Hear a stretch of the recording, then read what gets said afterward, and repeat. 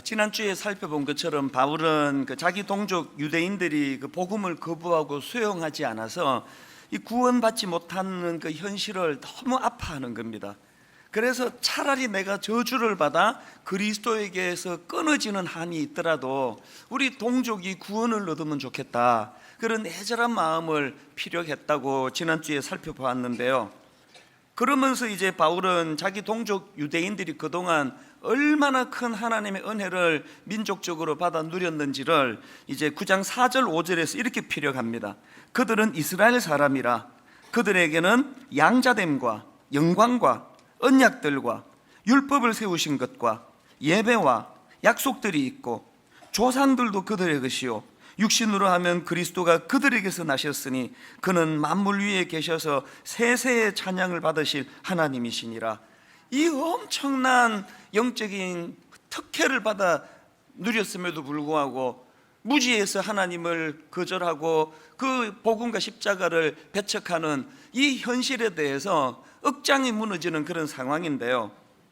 이런 상황에서 이제 오늘 본문 9장 6절에서 바울이 무슨 문제를 제기하는가 하면, 혹시라도 이 유대인들이 구원받지 못하는 이 상황을 놓고 이걸 하나님 말씀이 실패한 걸로 그렇게 이거를 몰고 가서는 안 된다, 그 전제를 지금 선포하는 겁니다. 그게 9장 6절인데요.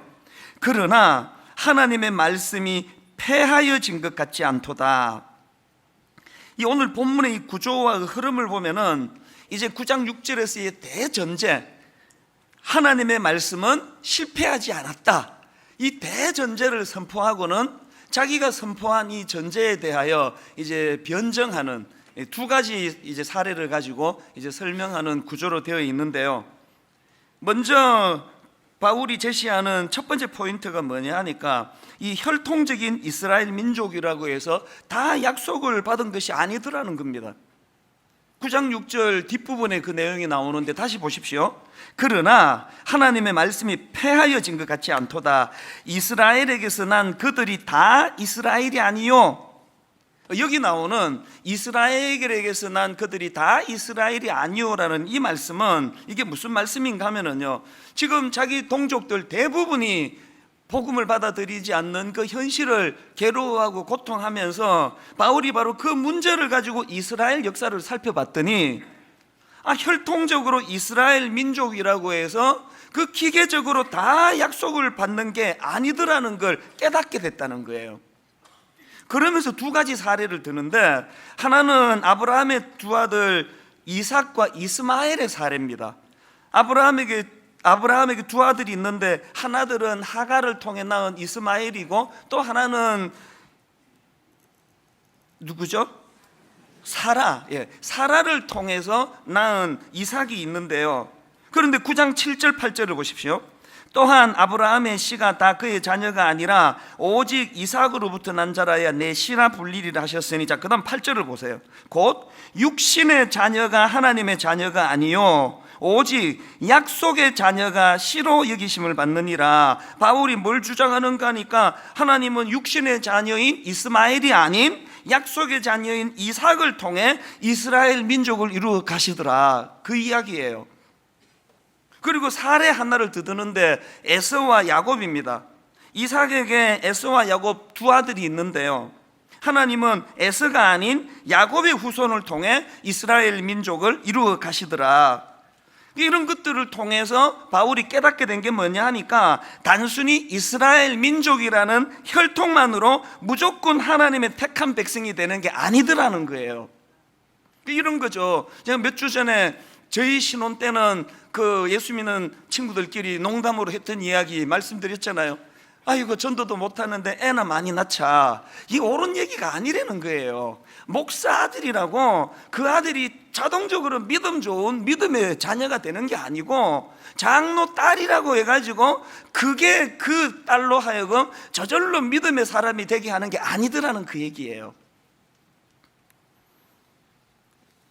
그런가 하면은 바울이 주장하는 포인트가 하나 더 있는데요, 그 구원의 문제는 전적인 하나님의 주권, 다시 말해서 하나님의 자유로운 의지와 뜻에 의해 결정이 되더라, 그 이야기를 본문에서 합니다. 자, 10절부터 한번 보십시오. 그뿐 아니라 또한 리브가가 우리 조상 이삭 한 사람으로 말미암아 임신하였는데 그 자식들이 아직 나지도 아니하고 무슨 선이나 악을 행하지 아니한 때에 택하심을 따라되는 하나님의 뜻이 행위로 말미암지 않고 오직 부르시는 이로 말미암아 서게 하려 하사 리브가에게 이르시되 큰 자가 어린 자를 섬기리라 하셨나니. 그리고 문제의 13절이 등장하는 겁니다. 기록된 바 내가 야곱은 사랑하고 에서는 미워하였다 하신과 같으니라.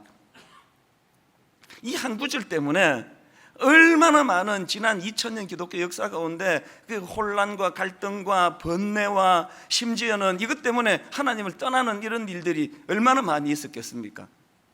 이게 우리 상식으로는 이해가 안 되는 말씀이라는 거예요. 지금 하나님이 야곱은 사랑하고 에서는 미워하는데 문제가 뭐냐? 11절에 보니까 그 자식들이 아직 나지도 아니하고 무슨 선이나 악을 행하지 아니한 때에, 이 우리 상식으로는 이해가 안 되는 이야기. 우리도 다 뭐 자식 키우고 아버지고 어머니고 그래서 그 아버지 하나님의 마음을 대부분 이해할 것 같은데 우리는 어떻습니까? 뭐 10손가락 깨물어 안 아픈 손가락이 없는 건 사실이에요.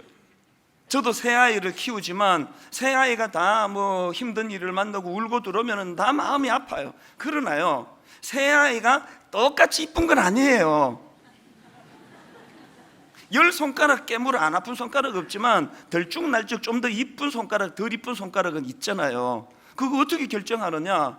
간단하더라고. 내가 아버지가 돼 보니까 나한테 잘해주는 자녀는 마음이 가고 시큰둥하는 놈은 별로 마음이 안 가고, 그래서 사랑하고 미워하고까지는 아니라도 더 사랑하고 덜 사랑하고는 있더라고요. 아버지가 돼 보니까.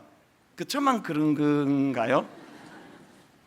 절대 내색하지 않지만 무덤에 갈 때까지 내가 발설 안 할 거지만 마음으로는 있어요. 그리고 그 기준은 딱 하나예요. 효도하고 아버지 마음 잘 헤아리고 또 표현 잘하고 그런 애한테는 마음이 가는 그 기준으로 우리가 누구는 어느 아들은 더 사랑하고 어느 아들은 좀 덜 사랑하고가 되는데, 하나님의 기준은 그런 게 아니고 그 자식이 아직 나지도 아니하고 무슨 선이나 악을 행하지도 아니한 때에 야곱은 사랑하기로 결정하셨고 에서는 미워하기로 결정했을 때, 이제 미워한다는 이 표현도 다음 주일 좀 더 자세한 설명을 드리겠지만 이 우리 머리로는 이게 납득이 안 가는 거예요. 그래서 제가 오늘 이제 이런 그 인간적인 논리나 변정으로 설명은 다음 주에 좀 자세히 드리기로 하고요.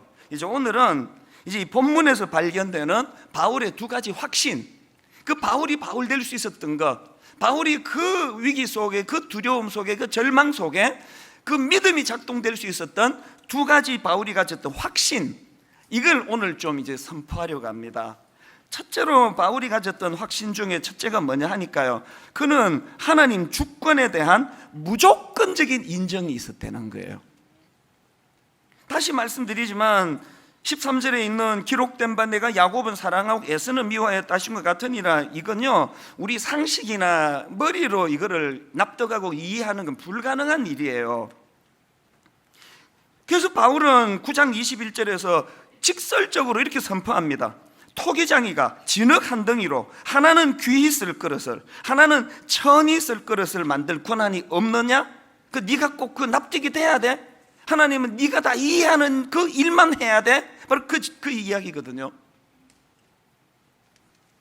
사실 제가 로마서 9장 설교를 준비하면서 몇 주 전서부터 마음에 굉장히 부담이 있었습니다. 이 난해한 구절이거든요.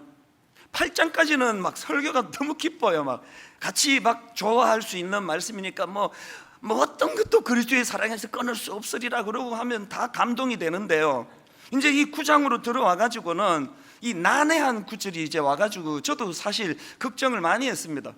이 사람들이 지금 이거 어떻게 설명하나 다 이렇게 저를 뚫어지게 쳐다볼 텐데 내가 무슨 수로 이분들을 시원하게 이걸 설명할 수 있을까 그래서 걱정을 많이 했습니다. 그건요 저뿐만 아니고 모든 설교자에게 다 똑같은 상황이에요. 그래서 어떤 목사님은요 로마서 설교하면서 1장부터 8장까지 하고 그 다음에 이제 9장, 10장, 11장은 건너뛰고 이제 이거는 굉장히 중요하니까 다음에 다루겠다 그러고 12장으로 바로 건너가고는 영원히 안 다루고 은폐버리시는 경우도 있는 거예요.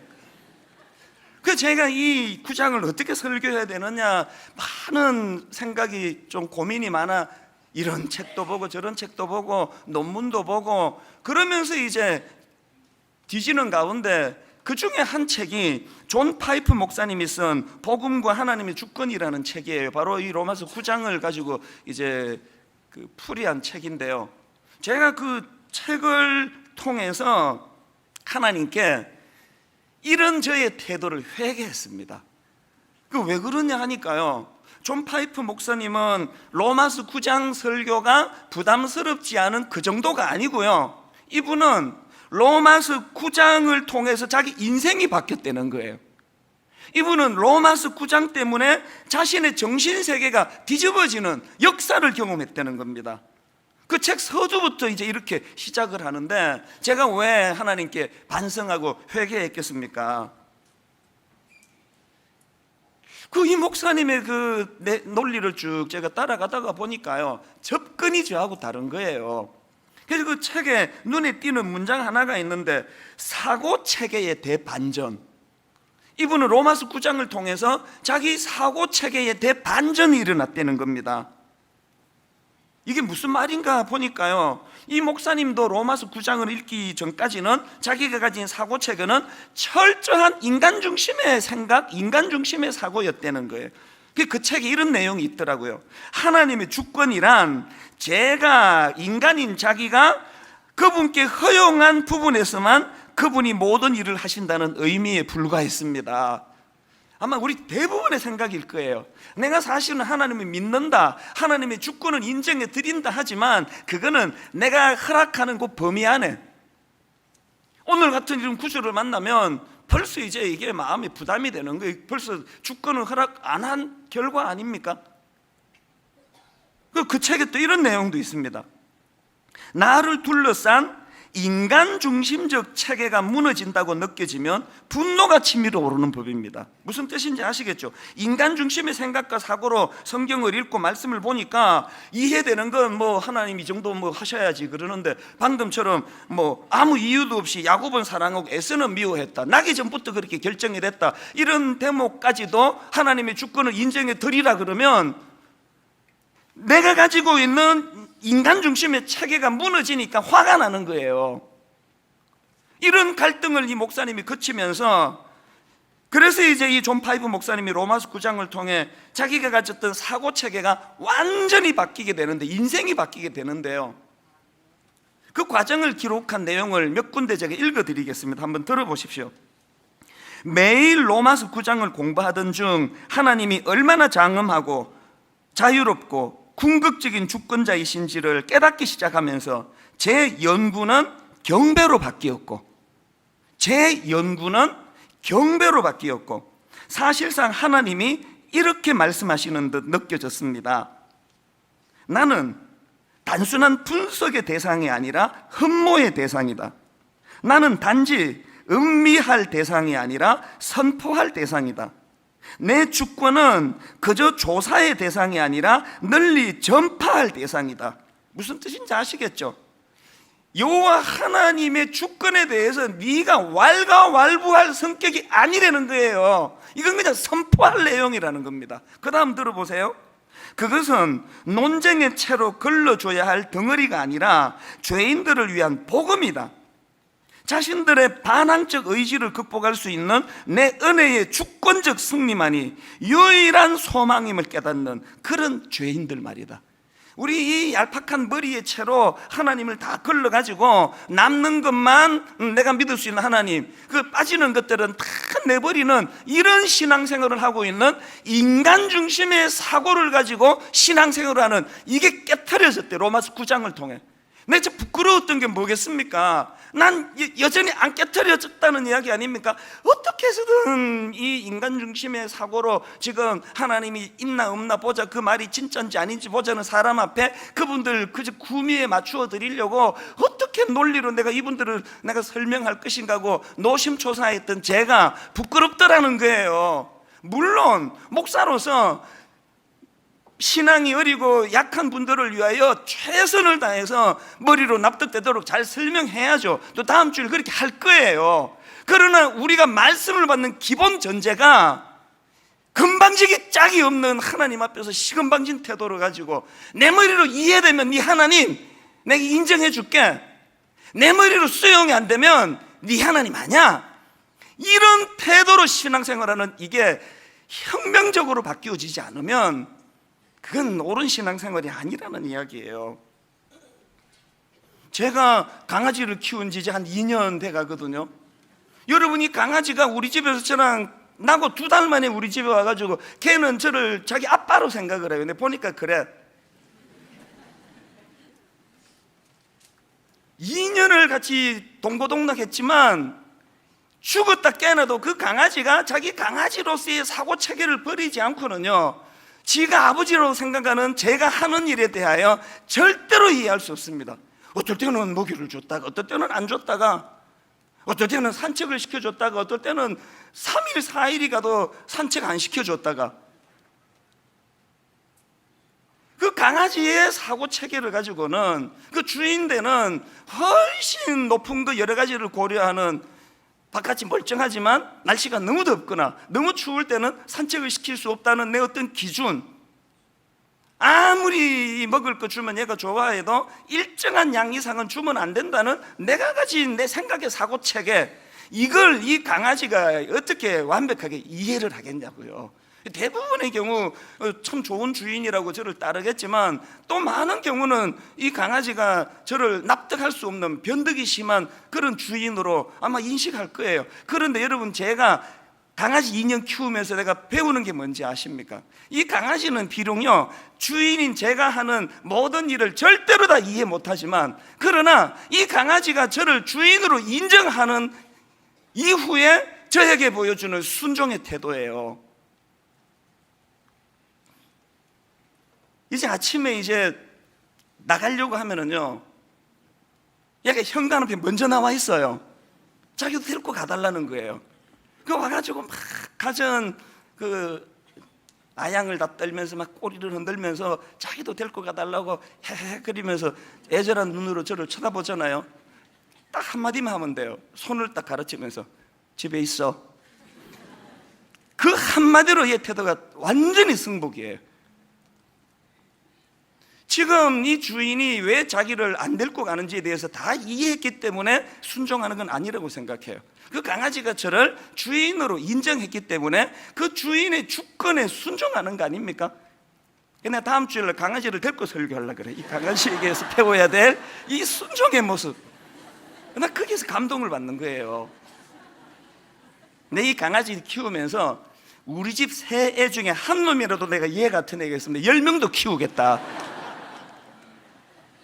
모든 게 지머리로 납득이 돼야만 순종하는 이놈의 새 아이들, 이게 인간의 죄성을 그대로 반영하는 거 아닙니까? 애 키우기가 왜 이렇게 힘드느냐고요. 존 파이퍼가 말한 게 그거예요. 로마서 9장에서 자기가 생각의 틀이 바뀌어졌던 이 인간 중심의 생각, 이 틀이 바뀌어지고 나니까 인생의 혁명이 일어나더라는 거 아닙니까? 이게 지금 거의 바뀌지 않는 상태로 예수 믿는 사람이 많은 한국교회, 미국교회, 유럽교회가 겪고 있는 이 가슴 아픈 현실을 좀 보세요. 제가 몇 년 전에 드렸던 말씀 기억하시죠? 제가 풀러신학교에서 공부할 때 어느 선교사님이랑 대화하는데 그분이 하신 이야기예요. 이분은 이제 미국에 밝으니까 지금 가슴 아프게도요, 미국의 젊은이들이 이슬람교로 많이 개종하고 있대요. 그래서 이제 시카고에 있는 일리노이 주립대학 교수 한 분이 그 미국 CCC 빌 브라이트 총재님과 함께 설문조사를 했는데 질문 내용이 이렇습니다. 미국의 기독교인들은 왜 이슬람으로 개종하는 사례가 많아지고 있는가? 왜 그렇게 개종을 하느냐? 그렇게 질문했더니 답이 뭔지 아십니까? 기독교는 더 이상 종교가 아니 되는 거예요. 기독교에서 종교적인 냄새를 느낄 수 없고, 여기에 반해 이슬람교 또 무슬림들이 가진 그 룰, 또 그 룰을 지키는 그 태도, 이런 것들을 보니까 종교 같은 느낌이 들어서 이슬람으로 개종한다는 거예요. 우리 생각에 막 편하게 해주고 요구하는 거 없고 그저 손님 대하듯 잘해주면은 점점 늘 것 같은데, 현실은 반대라는 거예요. 요구하고, 강하게 요구하고, 자기가 믿는 신에 대하여 절대 복종하도록 강요하는, 그것이 오히려 종교 같아서 더 믿는다는 거예요. 여러분, 그 무슬림들이 행하는 라마단 금식 기간 아시죠? 새벽부터 해가 질 때까지 금식하는 거. 금식도 안, 단식이에요. 물도 안 마셔요. 이걸 매년 거의 한 달 가까이 하잖아요. 우리 한번 해보실래요? 우리가 사랑하는 하나님을 위해서 분당 우리 교회적으로 이제 앞으로 7월 한 달간 새벽 5시부터 오후 6시까지 물도 안 먹는 단식을 한 달간 계속하겠습니다. 제가 이렇게 선포하면 다음 주일날 1만 성도 파송 운동은 자동적으로 될 줄로 믿습니다. 다 떠나는 거 아닙니까? 이렇게 약해 빠진 종교로 지금 전락해 있는 게 현실 아닙니까?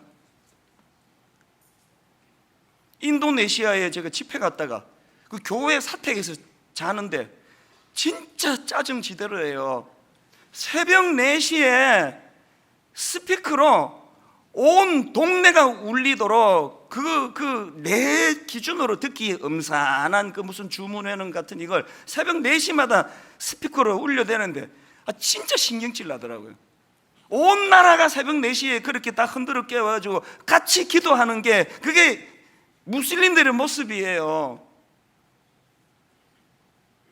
오늘 우리가 로마서 9장을 가지고 이 철저한 인간 중심의 이 사고 체계가 바뀌어지지 않고, 교회는 그저 고객, 손님들을 대접하듯이 오냐 이렇게 대우하고 어떤 요구도 하지 않고, 우리 교회가 헌금 주머니 안 돌리는 게 그렇게 감동이래요.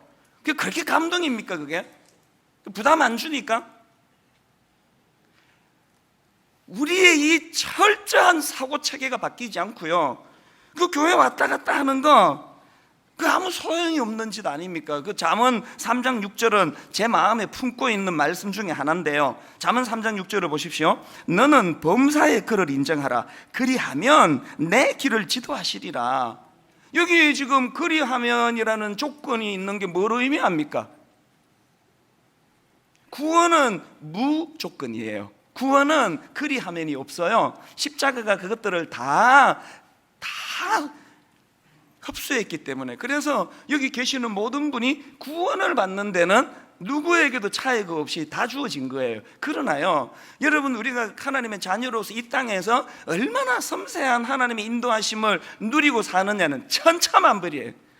너무너무 섬세한 하나님의 인도하심을 누리고 사는 분이 계시는가 하면 일주일 내내 흑암을 헤매다가 하나님의 느낌도 못 느끼다가 교회 오는 분도 계실 텐데요.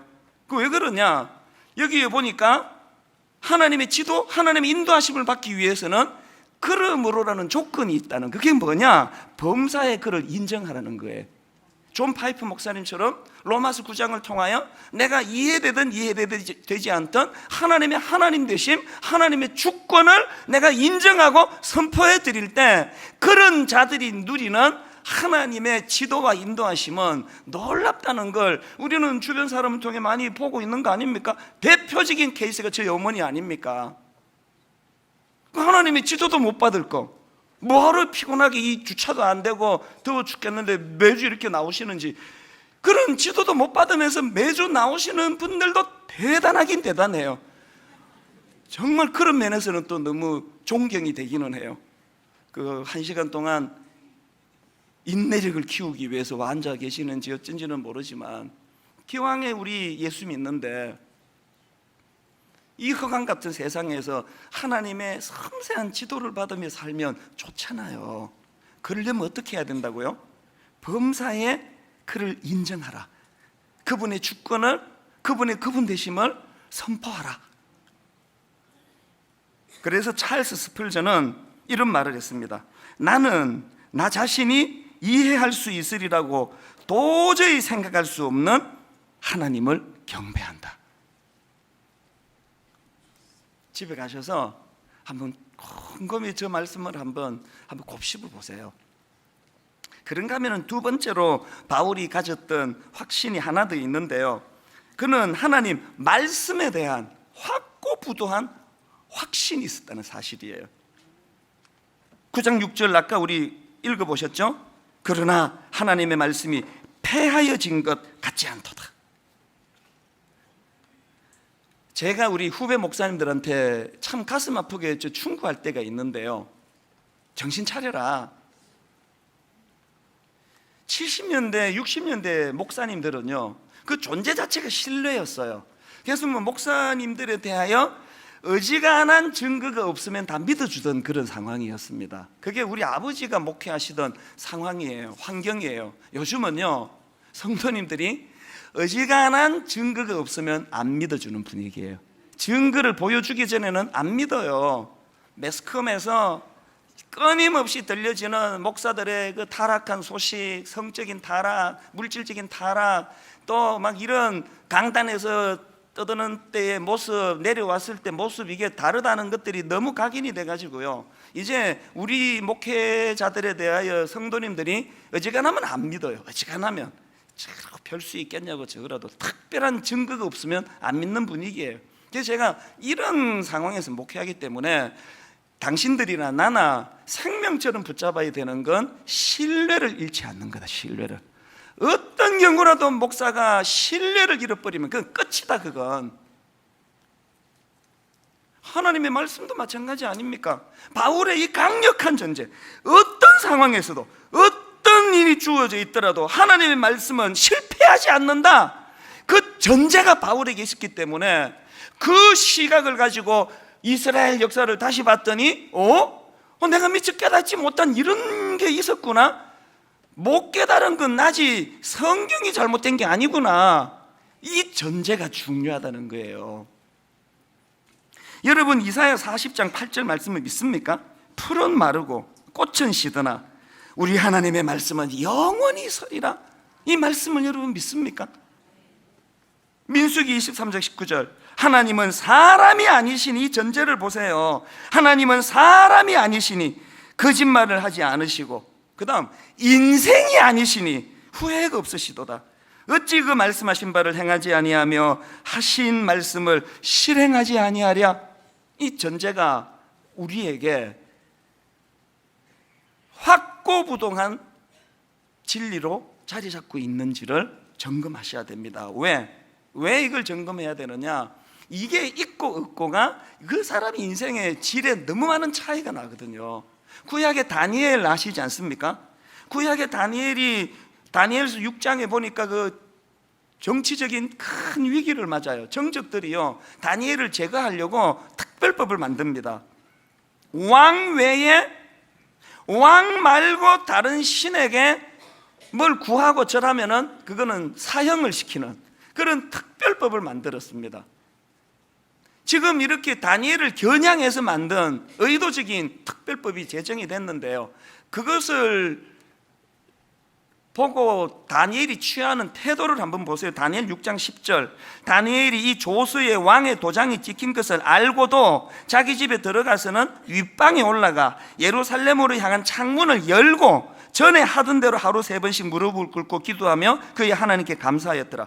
다니엘이요, 전에 하던 대로 3번씩 무릎을 꿇고 기도하는 건 뭐라 그러겠습니까? 저도 그렇게 할 것 같아요. 그런데 창문은 왜 여느냐고. 왜? 그 닫고 하면 되잖아. 닫고 안 들키면 되는 거 아닙니까? 다니엘이 지금 창문을 연다는 건 뭘 의미합니까? 도발하는 거 아닙니까? 도전하는 거 아닙니까? 왜 이렇게 무모한 짓을 했을까? 이건 도대체 무슨 믿음인가 봤더니 이 질문에 대한 답이요, 다니엘 9장 1절 2절에서 힌트가 있는 겁니다.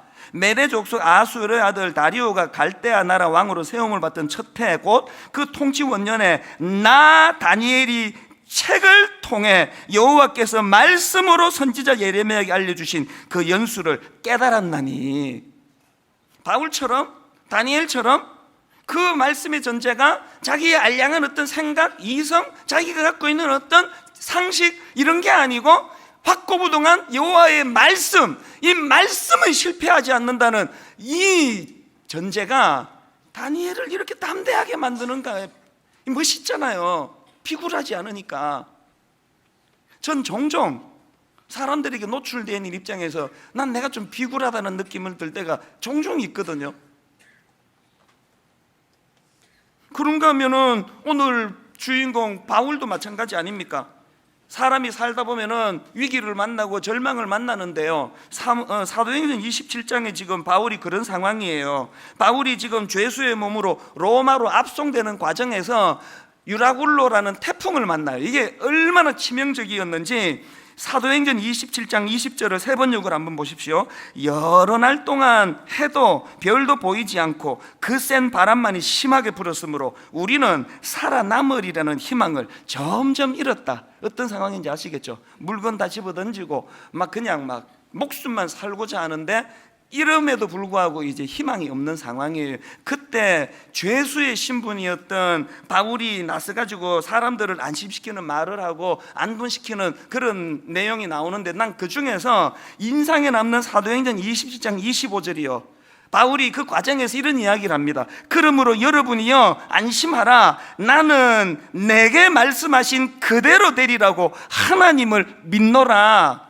지금 죄수의 신분도 아니고 선장이고 선원이고 자유의 몸을 가지고 살아가는 사람들조차도 현실 앞에 유라굴로 태풍 앞에서 살아남으리라는 희망이 점점 없어지고 있는 그런 절망적인 상황에서 비록 죄수의 신분이지만 하나님의 말씀은 실패하지 않는다, 이 전제를 가진 사람이 위기 속에 나타나는,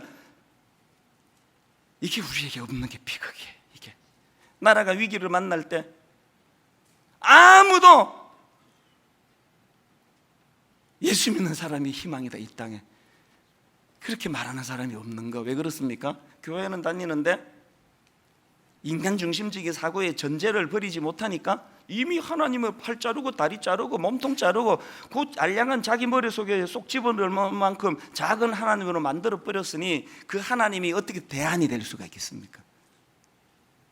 저는 오늘 말씀의 결론을 이렇게 맺기 원합니다. 여러분, 잠언 3장 6절 저처럼 평생의 말씀으로 담으시면 좋겠습니다. 너는 범사의 그를 인정하라. 그리하면 내 길을 지도하시리라. 하나님, 혼미한 이 세상, 혼미한 이 땅을 살아가는 가운데 하나님의 지도를 받고 싶습니다. 하나님, 유라굴라 태풍 앞에서 바울처럼 하나님의 인도를 좀 받고 싶습니다. 하나님, 다니엘처럼 정적 앞에 죽음의 위기에 놓일 때 다니엘처럼 하나님의 인도하심을 받아 담대함이 회복되기 원합니다. 하루를 살아도 비굴해지지 않기 원합니다. 초라하게 살지 않기 원합니다. 어떡하라고요? 내 인간의 알량한 사고체계를 내려놓고 범접할 수 없는, 그래서 여러분, 신앙은요, 나는 진흙덩이에 불과하고 그분은 토기장이시라는 걸 인정하는 거기서, 나는 한 줌의 먼지에 불과하고 그분은 우주를 창조하신 창조주시라는 이 놀라운 사실을 인정하고 선포하는 것에서부터 신앙이 출발되는 줄 믿으시기 바랍니다. 기도하겠습니다. 하나님, 오늘 말씀이 드려질 성찬 예식에 우리의 생각을 갈아엎고 뒤집어 놓는 능력의 말씀이 되어서 십자가 지신 예수 그리스도를 기념하는 이 시간에 아버지, 우리도 존 파이프 목사님처럼 내 이 알량한 생각 사고 체계가 하나님 중심으로 바뀌어지는 은혜를 허락하여 주시옵소서. 인도해 주시기 원하옵고 예수님 이름으로 기도드립니다. 아멘. 우리 이 시간 성찬식을 거행하는데요, 먼저 사도신경 신앙 고백하심으로 성찬 예식을 거행하도록 하겠습니다. 전능하사 천지를 만드신 하나님 아버지를 내가 믿사오며 그 외아들 우리 주 예수 그리스도를 믿사오니 이는 성령으로 잉태하사 동정녀 마리아에게 나시고 본디오 빌라도에게 고난을 받으사 십자가에 못 박혀 죽으시고 장사한 지 사흘 만에 죽은 자 가운데서 다시 살아나시며 하늘에 오르사 전능하신 하나님 우편에 앉아 계시다가 저리로서 산자와 죽은 자를 심판하러 오시리라. 성령을 믿사오며 거룩한 공회와 성도가 서로 교통하는 것과 죄를 사하여 주시는 것과 몸이 다시 사는 것과 영원히 사는 것을 믿사옵나이다. 아멘. 주님의 십자가 지심을 기억하고 기념하며 이제 분병 분잔, 먼저 분병하는 시간인데요, 십자가에서 찢기신 주님의 살을 상징하는 이제 작은 그 떡 조각을 손에 드시고 먼저 드시지 말고요, 하나님 앞에 아버지, 오늘 이 말씀이 내게 능력이 되고 그동안에 우리의 이 잘못된 신앙생활이 교정될 수 있도록 은혜 주시기 원합니다. 십자가를 묵상하시면서 우리 찬양을 들으시면서 동참해 주시기를 바랍니다. 세례와 입교 받으신 분이 참여하실 수 있습니다.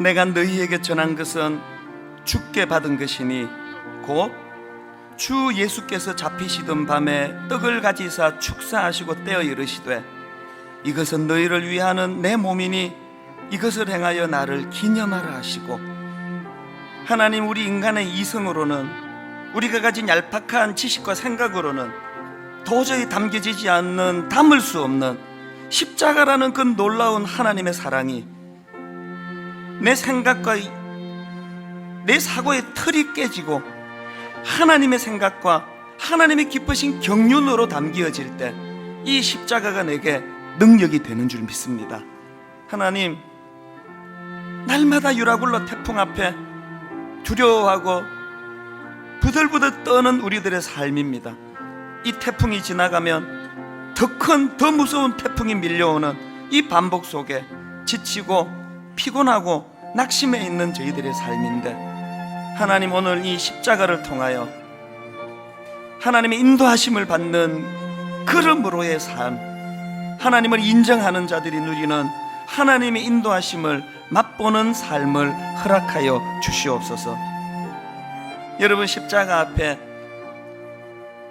내 교만이 꺾여지고 겸손히 하나님의 하나님 되심을 인정하며 삶 속에 하나님의 인도하심을 누리는 은혜를 갈망하면서 함께 분병 동참하시겠습니다. 잠깐 제가 기도하고 함께 드시겠습니다. 하나님, 오늘 이 주님이 원하셨던 성찬 예식을 통하여 주님이 기뻐하시는 놀랍고 아름다운 사건들이, 영적인 변화들이 일어나게 하여 주시옵소서. 그렇게 인도해 주심을 감사드리옵고 예수님 이름으로 기도드립니다. 아멘. 주님이 십자가에서 살이 찢기셨던 반으로 나누어 그렇게 드시겠습니다.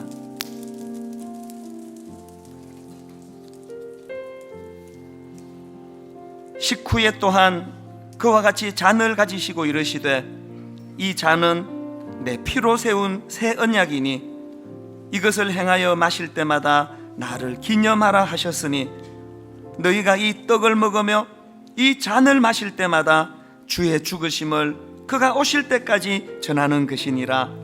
우리 찬송가 144장 예수 나를 위하여 십자가를 질 때, 우리 같이 찬양하실 때 가사 하나하나가 내 신앙의 고백으로 승화할 수 있도록 마음으로 찬양하기 원합니다. 예수 나를 위하여 십자가를 지때 세상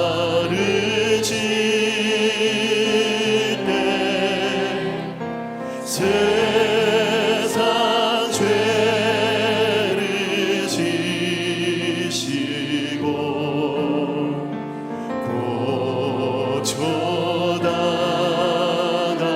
우리 다시 한번 마음으로 이렇게 고백합니다. 예수 나를 위하여 예수 나를 위하여 십자가를 질 때 십자가를 질 때 세상 죄를 지시고 세상 죄를 지시고 고초 당하셨네.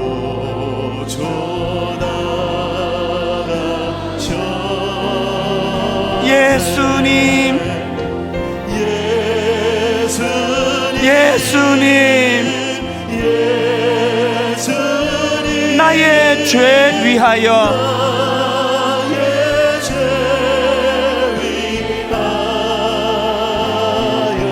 보배 피를 흘리니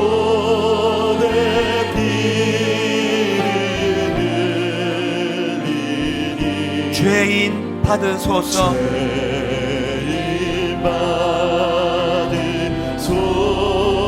피와 같이 붉은 죄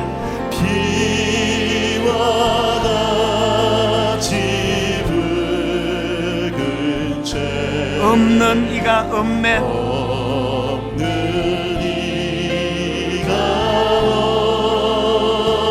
십자가의 공로로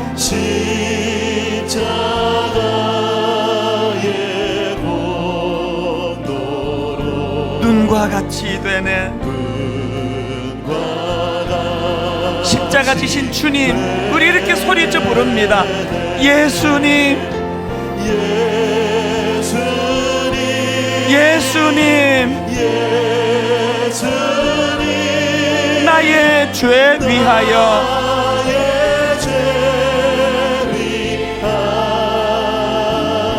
보배 피를 흘리니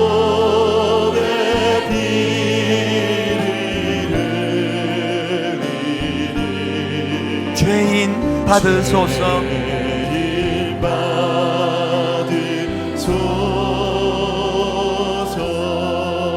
여러분, 주님이 십자가에 설리신 보혈을 상징하는 잔을 손에 들고 정직하게 고백하기 원합니다. 하나님, 참 인생이란 게 버겁습니다.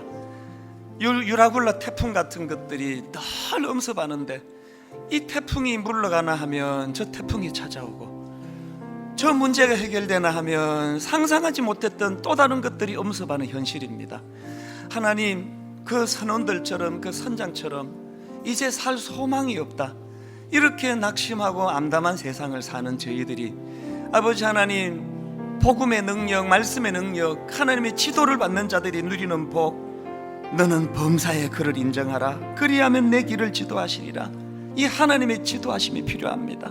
오늘 하나님이 십자가를 앞에 놓고 내 교만이 꺾여지고 내 알량한 생각이 꺾여지고 하나님을 온전히 인정하고 선포하며 하나님의 하나님 되심을, 내가 하나님의 주권을 인정할 때 하나님 앞에 어떤 아름다운 지도를 받는지 내 가정이, 내 자녀들이, 내 삶이 이것을 맛보아 할 수 있기를 원합니다. 우리 시간 통성으로 기도할 때 성령님 그 은혜를 허락하여 주시옵소서. 우리 같이 기도하시겠습니다. 살아계신 하나님 아버지, 하나님의 그 은혜를 이 시간 구합니다.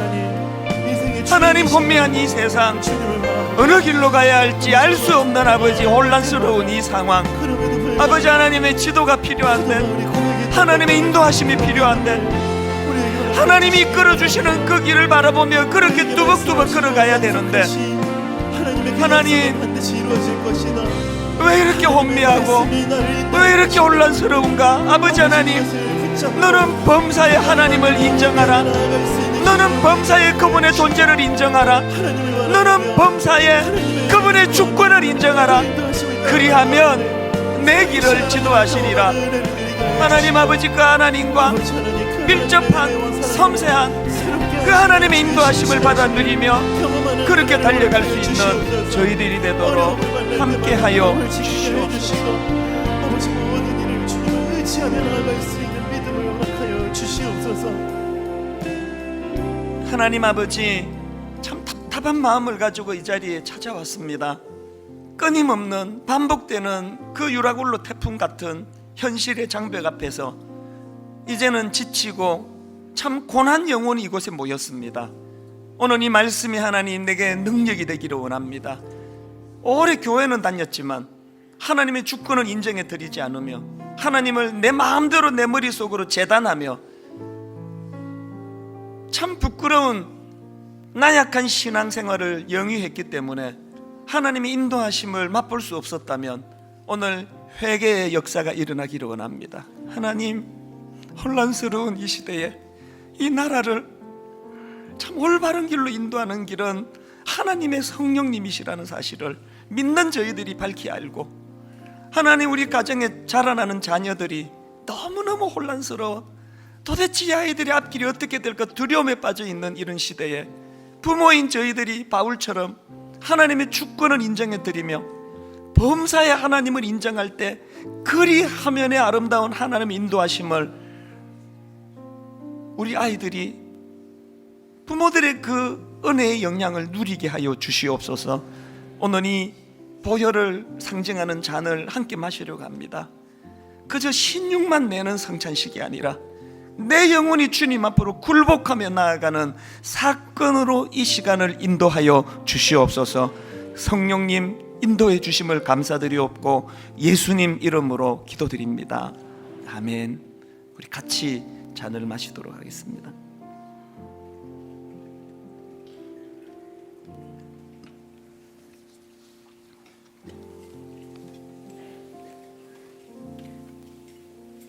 이제 잔은 오른편으로 좀 전달해 주시고요, 우리 다 자리에서 일어나셔서 찬송가 461장 하나님 앞에 진지하게 질문하고 진지하게 답을 얻는 그런 찬양 되기 원합니다.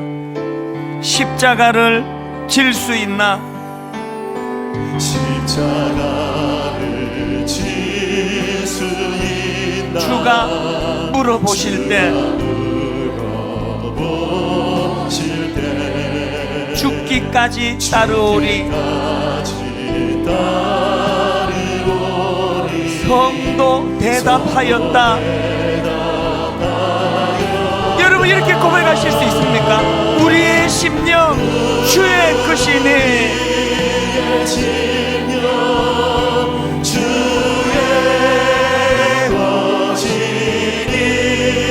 주님의 형상 만드소서.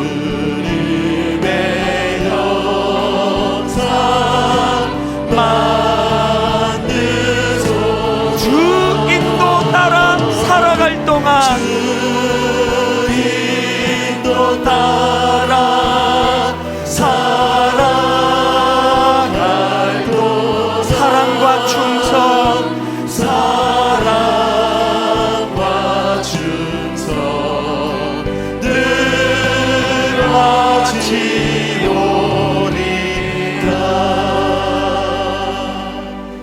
하나님, 이번 한 주간 오늘 말씀이 능력이 되어서 세상 사람들 앞에 비굴하지 않도록 도와주시고, 세상 사람들 앞에 초라해지지 않도록 도와주시고, 세상 사람들보다 더 혼미한 길을 걷지 않도록 은혜 내려주시고, 그저 주님이 내 길에 가이드가 되어주심으로 말미암아 하나님, 혼미하지 않은, 혼란스럽지 않은, 비록 풍랑으로 인해 인생은 고나고 인생은 어렵다 하더라도 어떤 경우라도 아버지 혼란하지 않는, 혼미하지 않는 그런 아름다운 주님의 자녀의 길을 이 한 주간 걸어가도록 인도하여 주시옵소서.